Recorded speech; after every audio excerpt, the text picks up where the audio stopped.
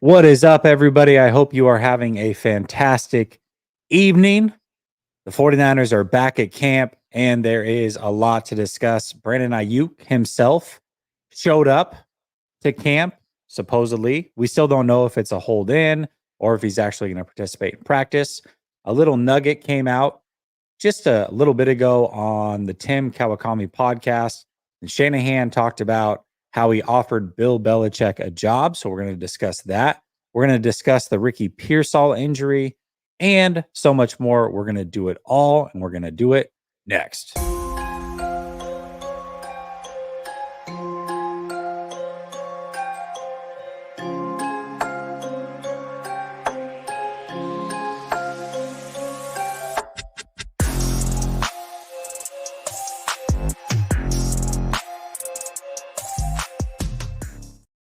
All right. Welcome back to Last Second Sports, where we are giving you our take down to the last second. And it's Tuesday night, which means I got my guy, So Real, Sunil in the building. What's up, Sunil? I was just thinking, like, do we give our take down to the last second? Like, what exactly does that mean? I mean, I've been on this show for like 2 years, but we definitely end. And the last second, we're not saying anything. We're just there smiling as we sign off. So I don't know if we're liars. So what you're trying to say is that the brand is a farce? No, what we should be doing is like, we should be giving our comments right down and then it just cuts off. I've done that a couple times, just like as a joke. And the people in the chat were not fans of it. They're like, dude, really? You can't even like sign off nicely? Like, wow, what a jerk. I've actually seen that. I'm like, all right, well, maybe we shouldn't give our take down to the last second, even though that's the brand tagline. That'd be hilarious. It is the brand. Every single one of your shows just like cuts off mid-sentence. Absolutely. Yeah, I think so. I think we've been living a little bit of a lie here at Last Second Sports. We don't give our take down to the last second. And we're going to start doing that and cutting off the show. Yeah. You'll never know when it's going to end from here on out. And that'll be the surprise from Last Second Sports. I enjoy it. Nice. Thanks, Neil. Thanks for calling that out. Appreciate that. Well, interestingly enough, plot twist, as is in the thumbnail, Aiyuk is showing up to training camp. Now, what we don't know is he going to hold in where he shows up, but he doesn't practice until he gets a deal? He's just trying to avoid fines. Or is he actually going to practice? Now, the 49ers did say that they expect all of their players to practice. Doesn't mean that Aiyuk has to necessarily do that. So, just overall, how surprised are you that Brandon Aiyuk is showing up after requesting a trade? Yeah, I mean, I love you're a hip hop head, so the double entendre, Aiyuk shows, the Aiyuk show, like it's I like where you're going with that. Somebody's been listening to Eminem lately. Catch up. Bars. Jesse has bars. I was extremely surprised. I thought for sure this was going to be a holdout. I mean, I'm if I was a betting man, I would say this is going to be a hold in. I don't expect him to practice at all, but I think you mentioned this on Twitter. It's a good sign, that he is there. Obviously, you can't talk to somebody if they're not there. So the fact that he's there, I think that is a good sign, a better sign than I think maybe where we were at a week ago, where, he's just asking for a trade and there doesn't seem to be much conversation. Hopefully when he's there, he'll be around the boys. He'll be excited, and we know he's a baller. We know he's a football player. Like, he's gonna want to be out there. So maybe that'll help, ease some of the tension that might be there. Potentially, the 49ers seeing him there will be like, yo, we really want him out on the field. Maybe they'll go a little bit up on their number. Brandon Aiyuk wanting to be out there, maybe he'll come a little bit down on his number, and we can all get it to smiles and Hallmark cards and keep Aiyuk where we want him, which is a 49er for a very long time. Yeah, I was talking, I think it was last night, I was doing a solo show, and I was talking about the three different options that Brandon Aiyuk had ahead of him. One option was holding out, which means you're nowhere near close to a deal. In my opinion, this is how I look at it, anyways. You're nowhere near close to a deal. So you're holding out, trying to frustrate the organization and show some type of leverage. Now, there's showing up and practicing, which means that you're probably signed at that point. Everything is copacetic, or you're agreeing to play on the 5th-year option. And then there's holding in, which to me, I say it's a good sign because that is showing that there is progression between the team and yourself in these negotiations. You're not quite there yet, not enough to put yourself out there to risk injury, but you're close enough to where you want to be around your teammates, you want to be around the team, and you are working on things. And that's what I feel like is happening if it is, in fact, a hold in. Now, if it isn't a hold in, then what would your thoughts be about him practicing? Is that him just basically saying, "Listen, I'm gonna play on the 5th-year deal. We'll figure it out next year," or do you still think that there is a possibility where they can get a deal done this year as well? I mean, I like how you gave those three options right in my head right now. I was thinking about, like when you're having tension with the person that you're in a relationship with, and like there's a event that both of you guys are invited to, and it's like if you are like done with that person or you don't want to see them or anything like that, you just don't show up to the event, right? If you like really really want them back, you're gonna call them and make sure like, I'm gonna be there, like can you like let's work things out, all that kind of stuff. But if there's like, hey, you're kind of feeling out, you want them to make the first move, but you're not ready to make the first move, you just show up to the event and see what happens, right? See Yeah. if they come up to you and all that kind of stuff. Yeah, yeah. I think Brandon Aiyuk is probably at that level right now where he's like, I still want to be on this team, but I don't want to like look like the punk and just like whatever. So I'm gonna show up and let's see if they'll court me and try to work things out and stuff like that. So yeah, I mean, look, I don't think if unless he's ready to play on that 5th-year option, he shouldn't practice. Because if anything happens to him during practice, if he gets injured or whatever, that'd be the worst case scenario for him, and his leverage to get a long-term deal, right? So unless he is just going to be like, look, um, I'm going to play on the 5th-year option, but come next year, don't franchise tag me, let me walk and get a deal somewhere else. Then go out, practice, let this be one year, let's see how far we could go, so on and so forth.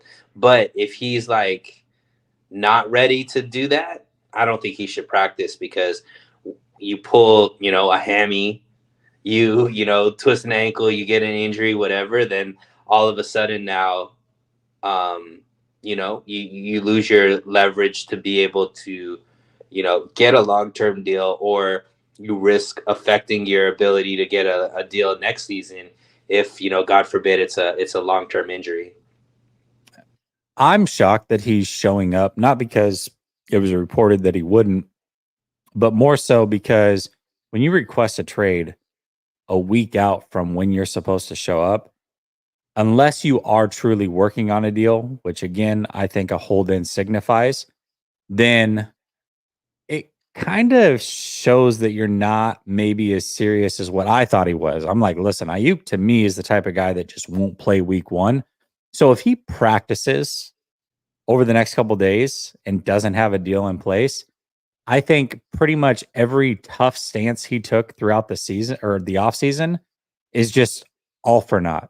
Like any leverage, any I'm willing to play hardball, I'm not going to play for this money is all gone. Now, if he holds in, he still has the possibility to not play week one if they don't have a deal or whatever. But more so, if he does decide to practice, I'd kind of look at him as a little bit hypocritical, to be real with you.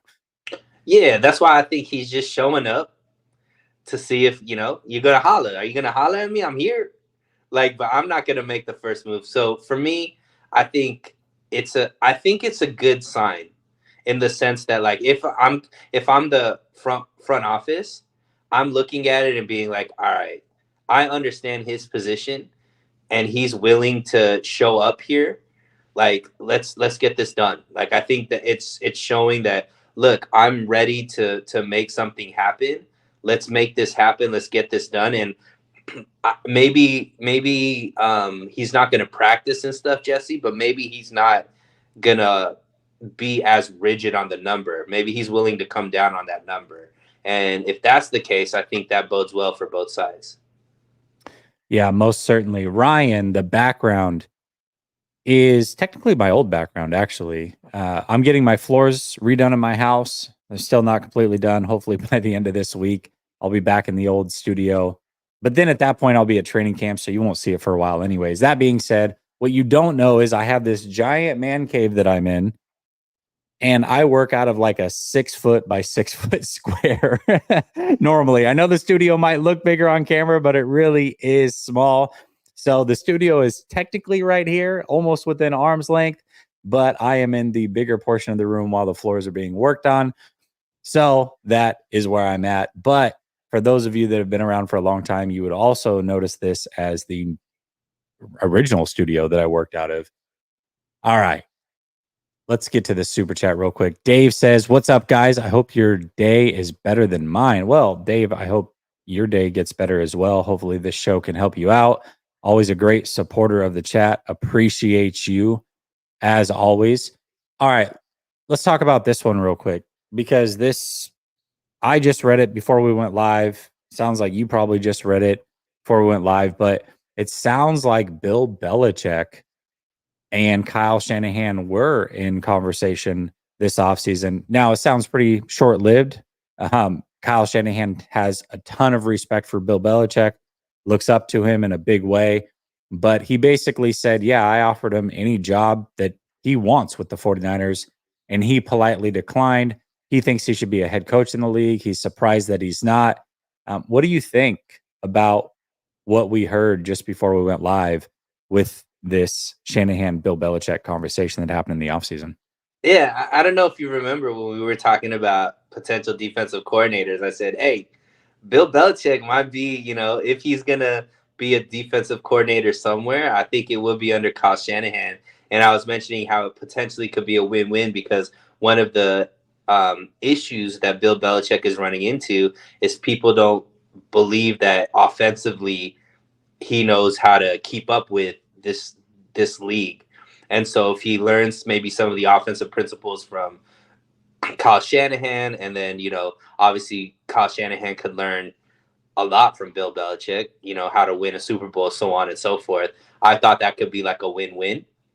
So it's funny that, obviously Kyle Shanahan did offer, at least throw it out there that, hey, if you want it, we could definitely make it happen here.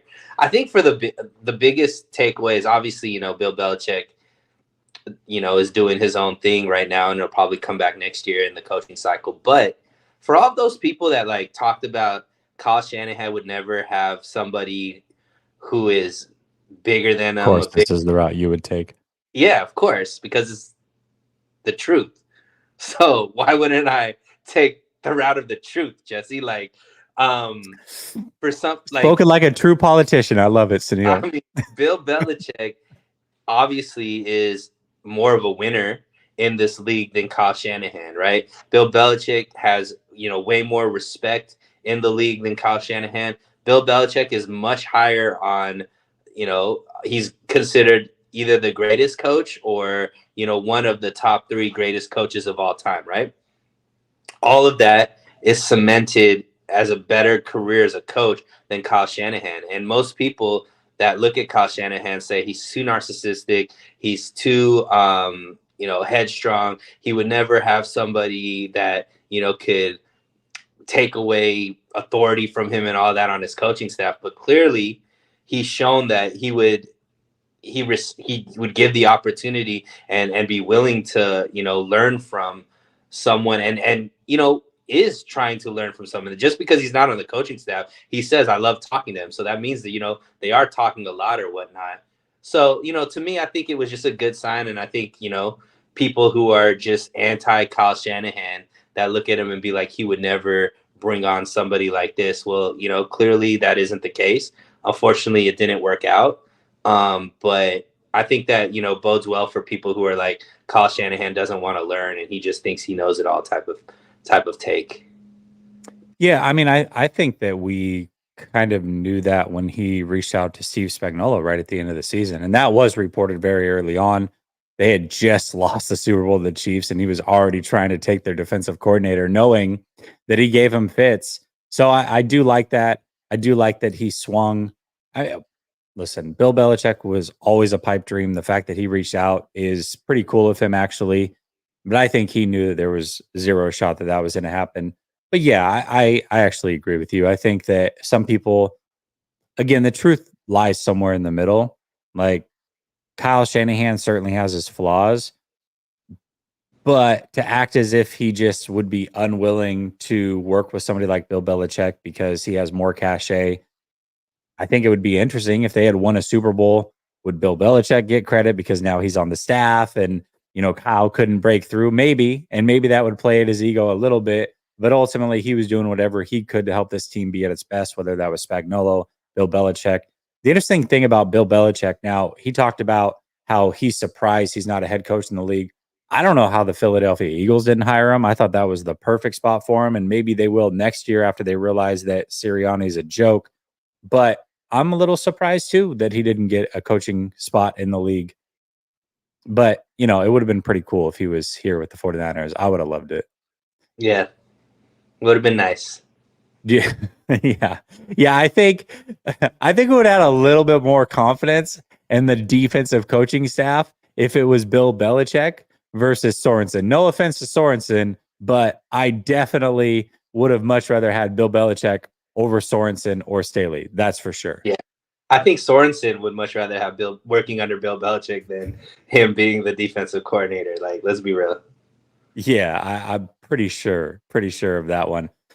All right, let's get to this press conference today. We heard from George Kittle, we heard from Bosa, but more importantly, we heard from Lynch and Kyle Shanahan. These pressers are always pretty fun. Seeing the mood that the 49ers brass is in is always a great sign to the season. Shanahan looking very tan, very rested. We'll see how he looks mid-season because he always looks pretty run down at that point. But right now, very, very vital do his signs look. That being said, it was an interesting press conference. I think a lot of things came out. It was mostly a Brandon Aiyuk press conference before they got into the weird mustache questions. But overall, what were your takeaways from today's press conference?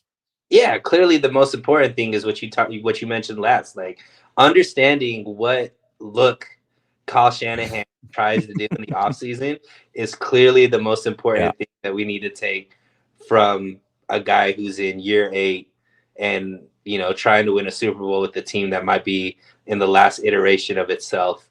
That's what's really important, Jesse, is like, why did you choose to get the mustache and how much did that inspire the rest of the team to come out with mustaches as well?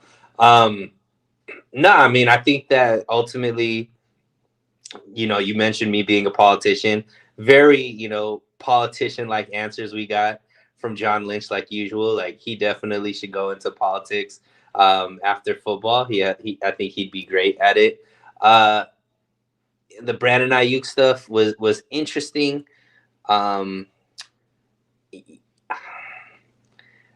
Couldn't get a read either way, unfortunately. Like, I don't think the confidence level is as high that it's going to get done that I would like. Like, it didn't exude confidence that this is like one of those regular deals that, hey, no matter what, we're just going to get it done. It does seem like there's options out there that are it not getting done, which I think is the first time we've really heard that when it comes to one of their cachet players. And I don't know if that's unique to Aiyuk in the sense of him as a player. I think it's just they've come to the brink of where they can't just keep re-signing people and resetting the market at the position like they've been able to, because obviously the financial situation that they're in. So I think that was my biggest takeaway, Jesse, was there isn't that just like slam dunk, this is going to get done type of mentality. And I think usually we get a little bit more of a read on what's going to happen. And I don't think any of us really know what's going to happen with Brandon Aiyuk. I don't think they really know what's going to happen with Brandon Aiyuk. Yeah, I think for me, this was the first time that they've talked about a high profile player on this team going through negotiations and really left the door open for all possibilities. I mean, Larry asked a question, and not only did he ask a question, but he tried to lead them into an answer that was favorable to them, saying something along the lines of, "Hey, when it came to Bosa, you were very adamant that you are not willing to trade him.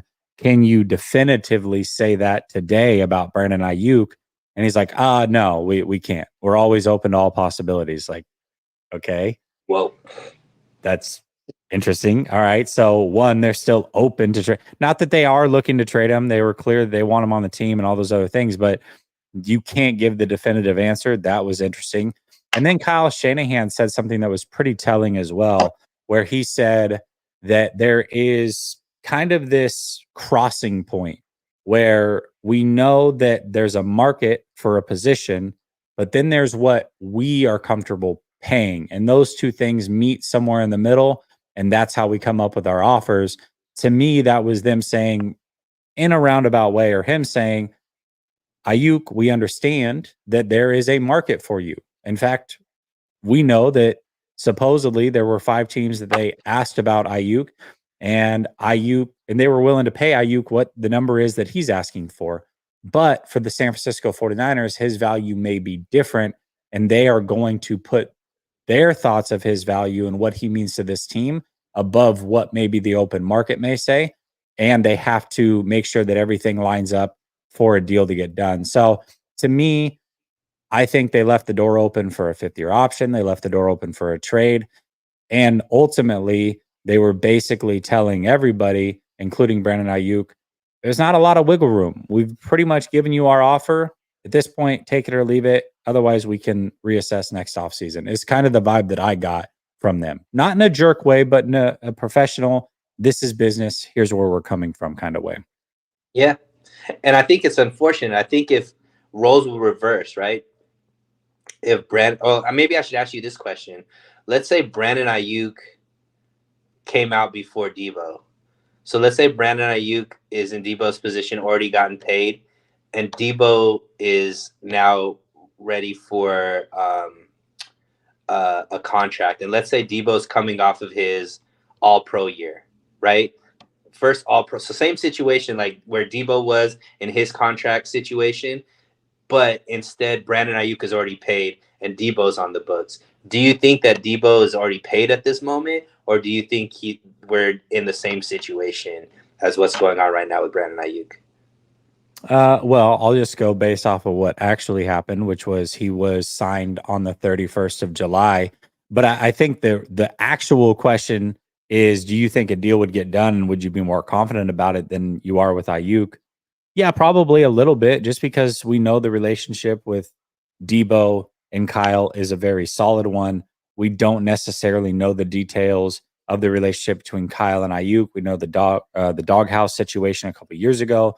We also know that I'm sure they get along, but it might be a little bit more of a business aspect. That's not necessarily the case. The way that Debo talks about Kyle and vice versa, we know that there's a tight knit bond. So, yeah, I would feel probably more confident that that deal would get done over this deal. Although I am pretty confident this one gets done as well. Yeah, see, I don't think there'd be any difference. I think right now the situation isn't about the player. I think Mhm. it's about the situation. I think that if the number that Debo would be asking for right now would put the 49ers in the same precarious position. And I think it's insert anybody into the role because we've already paid a wide receiver this much money. And we also know that this is a position that is going to continue to come up where we can still be able to find somebody with great talent in the second round, in the first round type of thing to potentially replace. I think that's where we're at, right? So to me, I don't think that even if it was Debo, I think we'd be in the same situation right now. Yeah, I mean, again, to a certain extent, I agree because that deal didn't get done until the 31st. We're still a few days, 8 days away from that. And really, it's like once the pads go on, that's when things really get serious. These first couple practices are with no pads. this is when they're kind of just lightly jogging around. But once pads go on, if a player is not participating in practice, I think that's where things really get interesting. And then it becomes a story of a hold in or hold out situation, whatever he's doing here. Assuming he's going to be at camp, that would be a hold in situation. So that's where things really get interesting. So day one of pads, if that day comes and goes, he's not on the practice field and he's not signed, that's when I think a story can actually be brought up and we can really have a serious conversation about, man, we don't know exactly where this thing's going to go. Yep. Because that's essentially what happened with Deebo Samuel, right? Like it was basically day one of pads or right around there that they got the deal done. Now we know that Bosa was much longer. It went all the way through training camp. But yeah, and I want to also bring this up real quick about the presser.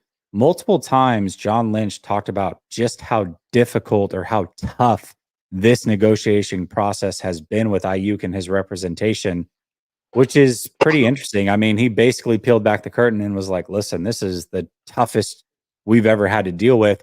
And then he also said that he prefers to get deals done early, even though their deals tend to take a little bit longer. Do you believe that from John Lynch? Do you actually believe he prefers to get them done early? Or do you feel like the 49ers purposefully kind of drag these things out a little bit? No, I think, well, yes to both of those. I do believe that John Lynch wants to get this early. I don't think John Lynch has as much power when it comes to deciding. I think Parag has a little more power than we potentially think he does, right? When it comes to the deciding factor, I think that Parag, I don't think, what I'm trying to say is, I don't think John Lynch could say yes to a deal that Parag says no to. Does that make sense? Like, it has to fit the numbers that Parag needs it to fit for their cap space and all that kind of stuff. So I think that's what takes longer. I do think that if John Lynch just had full autonomy when it comes to the deals, that like, hey, if I shake on this, it's done. I do think most of these deals would be happening a lot earlier. I also think our cap situation would be even worse than where it is right now. Yeah, most certainly. But one person that I think does have some cachet is Kyle Shanahan. Remember, Trent Williams was ready to walk to the Chiefs, and he's like, "Hey, Kyle, I'm going to leave," and all of a sudden, a deal got done. So maybe Lynch doesn't have the cachet, but I think that we certainly know that Kyle has the cachet to do whatever it is that he wants. John says, "What's the word on Greenlaw's recovery?" They did touch on that briefly. They said that he's recovering well, but he's obviously going to start on the PUP up until he's not. But I wouldn't expect him to be there week one or anything. But it does sound like he's around the team. He's working out. Bosa talked about it as well, some of the other teammates. So he's in good spirits. They're trying to keep him around the team as much as possible. And they know that he's working hard to get back. So hopefully he'll be back very, very soon. All right, before we get to Brother Bob's super chat and we get to the next topic, I want to take a second to talk about today's sponsor of the show, Via Hemp Gummies. Now, a lot of you don't know this about me, but I have crazy sleep issues. If you've ever seen me respond to your comments in the YouTube videos or on Twitter, you'll know that those responses come at the craziest hours of the night. Remember, I'm on the East Coast, so sometimes you'll get a response at 3 a.m. What I can confidently say is today's sponsor, Via, and their Zen gummies have helped me out tremendously with my sleep. Here's the great thing about Via. You can choose from whatever gummy type that you like, get it elevated as much as possible. I can say this. I personally partake in the CBD gummies. Also, Via gummies can be shipped to all 50 states discreetly, must be 21 or older to partake. Link is in the description, promo code LSS, also pinned at the top of the chat. You can get the link 15% off today. Supporting our sponsor, Via, is also supporting Last Second Sports. Shout out to Via for the sponsor of today's show. Let's get to Brother Bob. Brother Bob says, must wonder why Bill rejected Kyle Levy. No Super Bowls. I disagree with this one because why would Bill Belichick, who's known as one of the greatest head coaches of all time, take a defensive coordinator role with any team. And also remember, Bill Belichick is from the East Coast. So you're asking him to go from East Coast to West Coast and take a back seat to another head coach. I just don't think it was ever realistic. What do you think, Sunil? His brother Bob. Very disappointed in you, brother Bob. Very disappointed. Nice. All right. Let's talk a little bit about who would presumably be the replacement, the natural replacement for Brandon Aiyuk if he, in fact, is not here to start the season. And that is Ricky Pearsall. Now, interestingly enough, Ricky Pearsall did participate in all the offseason stuff up to this point, but there were times where he was wearing a blue non-contact jersey and was unable to participate fully. Now it comes out that he has a hamstring injury. They plan on keeping him out basically up through the first 4 practices before they reevaluate him. Do you have any concern over this Ricky Pearsall injury? Absolutely. Remember the last wide receiver that we had that was a rookie that had hamstring issues? His name was Danny Green. Have we seen him play at all football for the 49ers? We don't Danny even know. Gray, you mean? Did you say Green? See, we don't even know his name. I'm sorry. Exactly. That's how much insignificant he's been. You're right. Wrong color, Danny Gray. But yeah, I mean, look, we know these hamstring issues are the only way to heal them is rest. And there's not like a way, like therapy doesn't really help it as much. Like you just gotta let it recover. And then you really don't know how well it's recovered unless you test it. But then testing it could lead to, re-injuring it, right? And that's like kind of how it goes with these. Yeah, I think that this is an injury that you just don't know when it's going to get healthy. And so, yeah, there's a lot of concern. I don't know much about Pearsall's health when it comes to in college. Was he an oft injured person? Do you know that, Jesse? Not as far as I know. No, I mean, I was looking at his stats. It seemed like he was available for most games. So do you think this is something that he picked up during the OTAs, or is this something he picked up on his own? Like, I think this one here he picked up away from the team, because if he was wearing a blue non-contact jersey and he had a hamstring issue, he certainly wouldn't be participating in practice the way that he was. So I don't think that whatever it was that he was dealing with then, he is dealing with now. I think we're talking about 2 separate injuries. And then we saw a video of him working out with Debo over the course of these 40 days. And now he's picked up this hamstring injury. So it sounds like this has happened away from the team. Yeah. So, I mean, I would be really conservative with it. Like, let him rest as much as he needs, because ultimately, I think these are those, soft tissue injuries or whatnot. They just need time.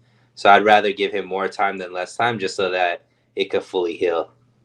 But yeah, I mean, how can you not be, right? We're talking about a player who had some sort of issue and was unable to fully participate, or at least participate with contact. And then now he's picked up something else. I mean, these are 2 separate injuries based off of what everything is telling us. And then you just never know how long these injuries are going to last. I mean, hamstring injuries can be a week, they can be 2 weeks, they can last months, and really they can linger throughout the course of a full season. So what I would say is Jacob Cowing has a hell of a shot now to make an impression and really solidify a position with this team a little bit ahead of Pearsall. At least has a couple options or a couple chances before Pearsall's back. And then we'll see what happens with the rest of these wide receivers. But yeah, it's not encouraging. I don't think it's the end of the world. I think Ricky Pearsall will be fine. But you do have to question, an NFL season is tough to get through. I mean, we've heard these players talk about how much of a grind it is, especially the runs that the 49ers make. You're not just going through an 18-week, 17-game season with the 49ers. You're possibly going through 21 weeks of football and staying ready. That's already hard enough coming out of college. Then when you look at college players, their offseason never really happens because they're trying to prepare for the draft. Then as soon as they're on a team, they're trying to earn a spot within that team and a role within that team. So they don't get a normal offseason. It's like the college season ends, the grind never stops, and then you've got to go through your first NFL season. It's hard to get through physically, anyways. Drake Jackson's a great example of this. They talked about how he met the rookie wall. We just talked about Robbie Gould a week ago. He talked about Moody possibly hitting the rookie wall. Well, Ricky Pearsall having a couple nagging injuries immediately almost guarantees that he's probably going to hit some sort of rookie wall this year. And for your first round pick, that's not necessarily the most encouraging thing. But also, as long as Aiyuk's there, it's not the end of the world. He can kind of ease his way in. And we just hope that he can get healthy and participate as soon as possible, because I think these practices are very, very important for him. Yeah, and especially with the right receiver and a quarterback, timing is important, and that timing takes time. Like you have to be able to just put in the reps to get that timing down. And him not being able to practice, it's really a disservice to him because he's not going to be able to get the best out of his year if he can't work with Brock on timing and earn that trust from Brock. Because ultimately, he's not going to throw him the ball if he can't trust him. Yeah, most certainly. Now, I wonder yeah, just go ahead. like, with the injuries that he's had, I wonder if he's like potentially trying too hard, if that makes sense. Like he's pushing himself maybe too hard, trying to make sure he can, which is obviously a good thing. Like you like that he's For motivated, sure. but sometimes you have to reel these guys back because they don't understand the rigors of the full season, and they might be trying to be like work hard to be too impressive, but in doing so they're like overworking their body, that's leading to these type of injuries. I wonder if that potentially could be a thing, because like you mentioned, there wasn't much injury stuff with him in his college career. I wonder if he's coming out and just trying to like overwork his body and not giving himself enough time to rest and recover, because we always talk about, when Jimmy Ward, was pretty quote unquote injury prone earlier in the season. He talked about what he really learned was it's more about recovery than, the workouts. And I wonder if that's like a lesson that maybe Ricky Pearsall could learn from, because that might be what's happening. Yeah, I think most rookies go through this, and we see veterans talk about it all the time. It's like it's all about the recovery and knowing when to push yourself and knowing when to pull back. And those are things that you learn through your course of an NFL career and being a veteran. And certainly that's not Ricky's fault. And yes, certainly that's also an encouraging thing. If that is what he's doing, is pushing himself really hard to impress, just pull it back a little bit. You got to trust the 49ers, or hope that you can trust the 49ers in this situation. They can kind of save him from himself. I just want to see him. I hope that he can participate at least once before I leave. I'll be out there next week, and I want to see him in pads. I want to see him practice. I want to see the first round pick participate and get a feel of what he might be. I think it would be a shame to go out there and not even see our first round pick. So speedy recovery to you, Ricky Pearsall. And then for you other receivers who are fighting for your chance to make this team, you got a few limited practices, it seems like, to kind of show out and get over the hump and show that you can be a part of this team as well. So I'll be curious to see how that plays out. All right. When we were coming up with the topics of this show, this one was the funniest to me because somehow Armstead is now a descriptive word. And what you said was, who is the next player that the 49ers should consider Armsteading, which means moving on from, getting rid of somebody who might be a little bit overpaid, and deciding to just move on from them and take the salary cap hit, but knowing that you're better off without him. It is an interesting move. If you were to forecast that next player to be Armsteaded, as you said, who do you think that player might be? Yeah, and the reason why I thought about this, Jesse, was, unfortunately, Armstead, we know, is like a great guy. And, the question was, why are you cutting him? Because you're eating money and so on and so forth. But then you look and see what happened over in Jacksonville. Armstead got put on the PUP list, going into training camp. So it's like, that's why, because even though he's a great player, the best ability is availability, and he's been less and less on that. So, you free up some money that they have now that could potentially go to make the team better. So when I'm looking at who potentially could be Armsteaded, it has to be somebody who's, playing, who's getting paid where that money can help. And the reason why you're willing to eat the money is because you don't feel confident this guy is going to be able to play a full season, right? Or be impactful long enough for it to matter. And I would probably stick on the same side of the ball, same line. And the guy that they paid all that money to a couple years ago, Hargrave, is the guy that I think potentially could be Armsteaded next season, especially if he has underproductive year, like he had last year. If he doesn't come out and just show out, I think he's the next guy on the block to get Armsteaded. I hate to have the exact same answer, but that's the right answer. Like that is the right answer. We know how much he's getting paid. He also had a rework deal, much like Armstead, and he's a guy who was very, very good with the Philadelphia Eagles, but he was a disappointment last year, I would say, for what he was signed. He was self-admittedly out of shape. Now he says he's in much better shape this year, but if he doesn't perform at a high level, it's like, okay, that's great. We signed you to be this awesome player, and you had been that throughout your career, but you haven't shown that with the San Francisco 49ers. So it's time to move on. I completely agree with this. Now, are there any other candidates you can think of? I saw somebody in the chat say that obviously Juice would be a pretty obvious one, but don't say it. Maybe Debo is somebody that we can talk about, especially if they sign Aiyuk. I think that one might be a clear one. If Debo, Debo, though. Yeah, go ahead. They're not They're what? Not, so armsteading means you cut him, right? They're not going to cut Debo. They might. I don't think. I think that they could get something for Debo. So they're gonna they would trade Debo, but I'm talking about straight cut. Trent? No, I can't see Trent. No way. The only way I could see Trent is if he gets injured this season.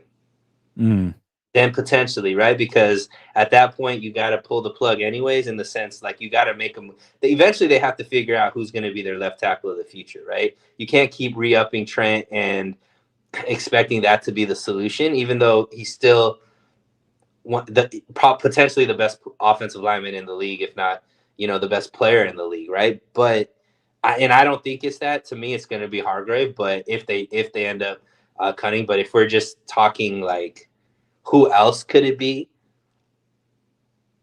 Yeah, I mean, I don't think let's talk about the potential. I don't think it'd be Kittle because I just don't think that they have a replacement for him.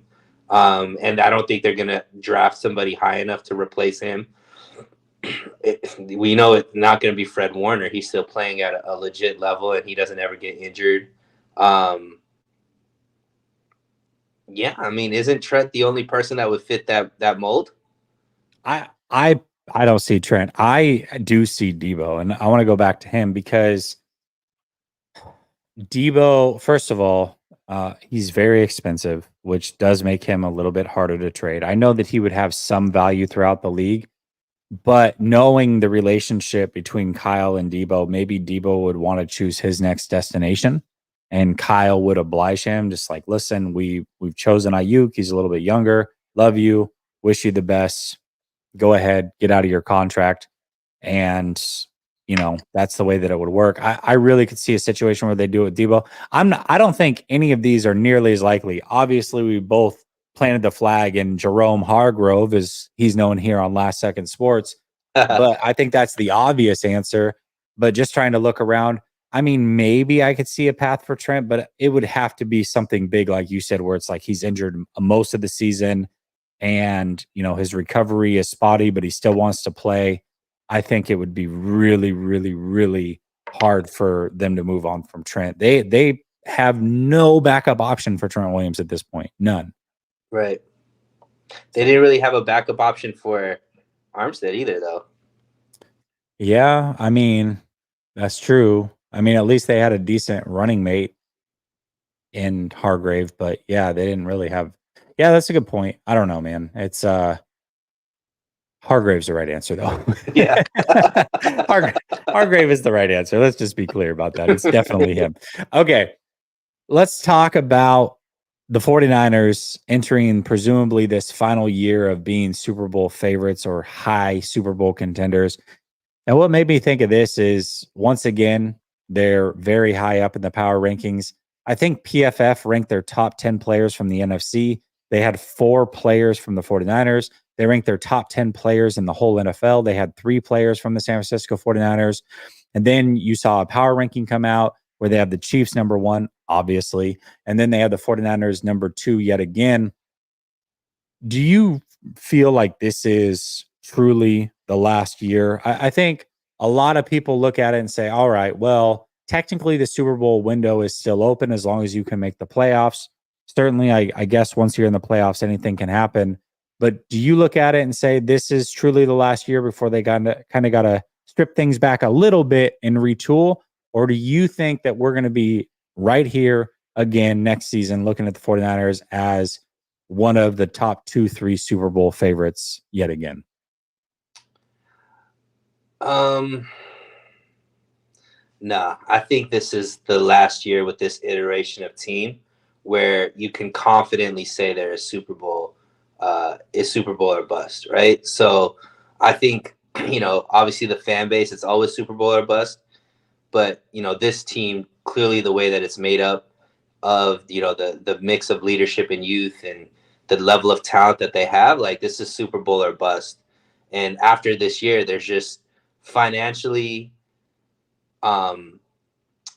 ability, like all of that, it's just not going to be the same. Like guys are going to be either a year older, not going to be able to play at the same level, or the team can't retain everybody and they're going to lose major pieces that way. So after this season, win or lose, right, win the Super Bowl or lose the Super Bowl, Jesse, they're going to have, it's not going to be the same team we see next season this year. So yeah, I think this is the last year when you're looking at this core and it being, one of the top 2 teams for sure going into the season. And I think it is for sure. I think other than Kansas City, I don't think there's a team in the league that is better than the 49ers. So, yeah, I agree. I agree that this is the last time that you can be this confident that the 49ers should win a Super Bowl. Yeah, at least for a couple seasons. I mean, I think that they can retool very quickly. Maybe they have 1 down year and they're right back, or 2 down years and they're right back. And when I say down years, I also think that they could sneak into the playoffs in those quote unquote down years. They're just not going to be the major favorite. Right now, we look at the 49ers, and I think everybody would be shocked at this point with this roster as constructed if this team didn't at least make the NFC Championship. Now, clearly, we all want and expect a Super Bowl victory. I get that. But if they don't make it to at least the NFC Championship, that means something seriously went wrong with this team, whether it's injuries or what have you. I don't believe that we're going to look at this team next year at this time and be like, oh, yeah, I almost feel like it's a guarantee they're an NFC Championship team. Now, that doesn't mean they can't make it. Hell, that doesn't mean they can't put together a special run and go win a Super Bowl. But I think as far as being the favorite at this point, this team, this is the last year for that. 39 unrestricted free agents. There's no way you can bring all those guys back. There's a lot of really good players in that fold. I think the only way that they truly can hang on to this favorite status is if Brock Purdy is that truly elite quarterback. We're talking top 3, top 4 guy in the NFL. And if he becomes that over the next year, then maybe we can look at it and be like, well, listen, that doesn't matter. Yes, they lost some talent, but we're talking about a guy that can carry a roster no matter what. Then I think the window is wide open. And somebody said that in the chat. I completely agree with that. You know my stance on that, though. I think that's unlikely, but I will leave the door open for that possibility. Yeah, I mean, obviously, if you have a top 3 quarterback in the league, you're in a different situation, right? But yeah, I mean, the team was going to look a lot different next year, even if Brock Purdy is that guy, right? So, so yeah, I mean, it's going to be interesting. I think that there's a lot of pressure on the team for this year, not only because, they've been so close, but also, these guys know they're not going to be playing with these guys next season. Like, there's going to be guys that don't come back. This is the last year that they're going to wear a 49ers jersey. And, some big names aren't going to be 49ers next year.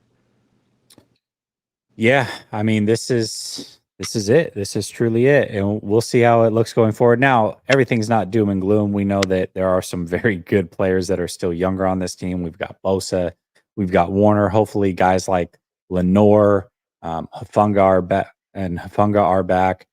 Banks. We'll see what he turns into. Ricky Pearsall, Brandon Aiyuk. The cupboard is not bare. Brock Purdy, obviously. Who else? Mustafa, Yeah. Womack, maybe these guys step up. So Yeah. it's not like the cupboard is bare, but No. the team as we know it is going to change. For sure it will. Yeah, and young players that we're counting on to be good, they have to learn how to win as well, and they have to learn how to win from the front. It's one thing to be a part of a winning team, but it's a completely different thing to be a leader on that winning team, and these young players have to learn that.